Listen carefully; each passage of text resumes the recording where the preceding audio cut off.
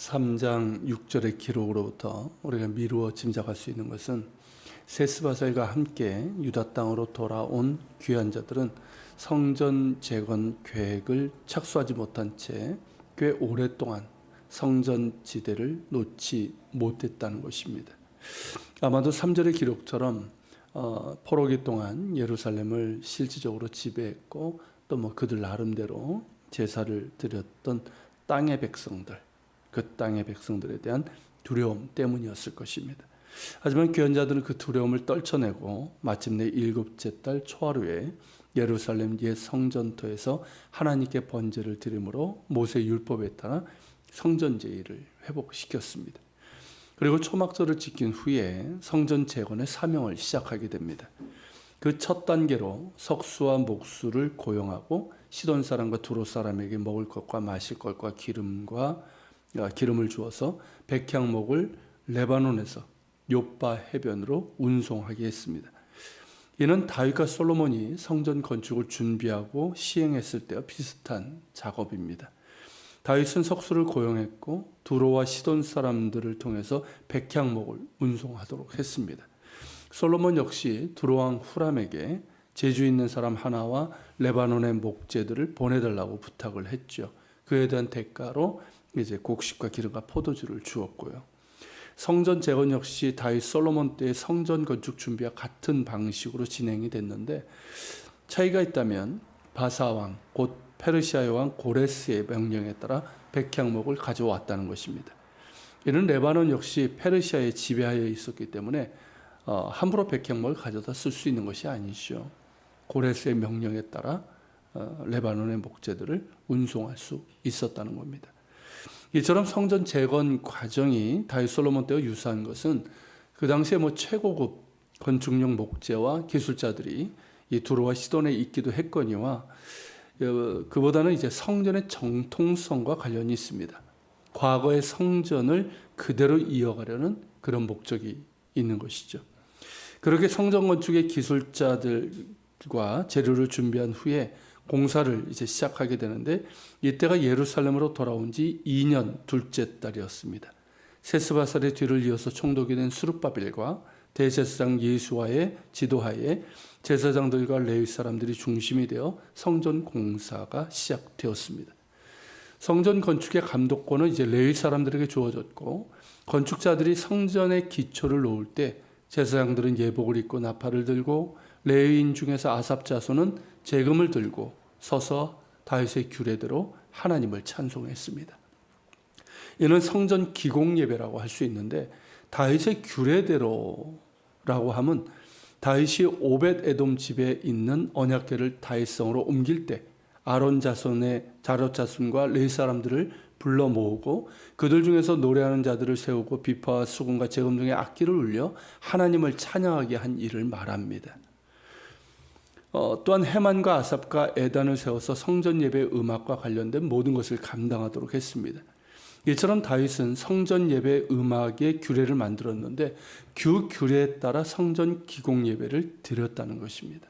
이 역시 성전의 연속성을 강조하고 있습니다.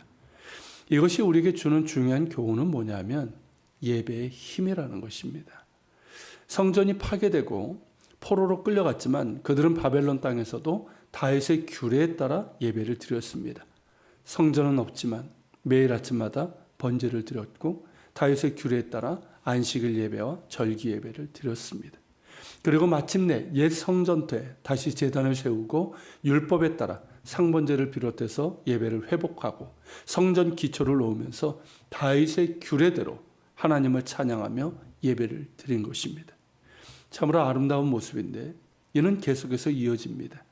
그래서 후에 로마에 의해서 유대인들은 이스라엘 땅에서 추방되지만 예배는 여전히 살아있었고 예배가 살아있었기에 이스라엘 민족은 사라지지 않고 약 2000년 만에 그들의 땅에 다시 돌아올 수 있었습니다. 그래서 유대인들은 그렇게 말합니다. 우리가 안식일을 지킨 것이 아니라 안식일이 우리를 지켰다고 말합니다. 우리로 한다면 주일 예배가 우리를 지켰다는 것이죠. 예배는 우리가 누구에게 속한 것이며 속한 자들이며 우리의 삶의 근거와 힘이 어디에 있는지를 보여주는 자리입니다. 예배는 우리 그리스도인들을 그리스도인 되게 하며 어떠한 경우에도 살아계신 하나님을 신뢰하며 살아가게 하는 생명의 원천입니다. 예배에는 힘이 있습니다. 생명의 능력이 있습니다. 어떤 경우에도 예배를 소홀히 해서는 안 됩니다. 예배가 곧 생명이고 힘의 원천입니다.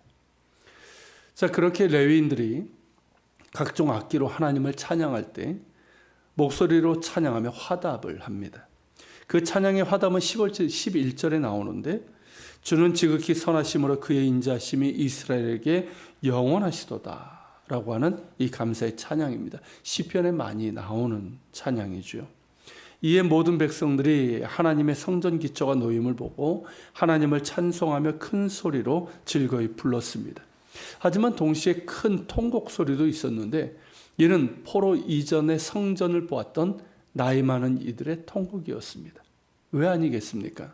꿈에도 그리던 예루살렘이고 성전이지만 이미 폐허가 돼버린 옛 성전이었습니다. 그 앞에서 또 얼마나 울었을까요? 그리고 마침내 성전 기초가 놓였으니 복받치는 이 감정에 대성통곡할 수밖에 없었습니다. 그 통곡에는 많은 것들이 들어 있었습니다. 다시 성전을 짓는다 하니 기쁜 울음이고, 과거 자신들의 불순종의 죄악으로 인해서 하나님의 영광이 성전을 떠나고 파괴된 것으로 인한 회개의 눈물이고, 그럼에도 약속에 따라 자신들을 다시 돌아오게 하신 하나님의 신실하심과 인자심에 대한 감사의 눈물입니다. 제사장들과 레위인들이 찬양하는 것처럼 하나님은 지극히 선하시며 그 인자심이 영원하십니다. 그들은 하나님을 버렸지만 하나님은 그들을 버리지 아니하시고 그 언약을 지키시는 신실하시고 선하시며 그 인자심이 영원하신 하나님이십니다. 그 선하시며 인자심은 예수 그리스도를 내어주심으로 우리에게 온전히 나타났으며 또한 영원하십니다. 오늘도 하나님의 그 선하심과 인자심에 감사하며 또한 기억하며 먼저 주의 나라와 의를 구하는 삶을 살아갈 수 있기를 소망합니다. 같이 기도합시다. 살아계신 하나님, 지극히 선하시며 그 인자심이 영원하신 주님을 찬양합니다. 그 사랑을 기억하며 오늘도 살아가게 하시고 또 주의 나라와 의를 구하는 삶을 살아가게 하옵소서. 또한 주님, 예배가 그들을 하나님의 백성으로 존속시킨 것처럼 우리 역시 예배를 통해 하나님의 사람으로 살아가게 하시고 어떤 경우에도 예배가 우리의 삶에서 소홀해지는 일이 없도록 도와주시옵소서. 같이 기도하며 주님 앞에 나아갑시다.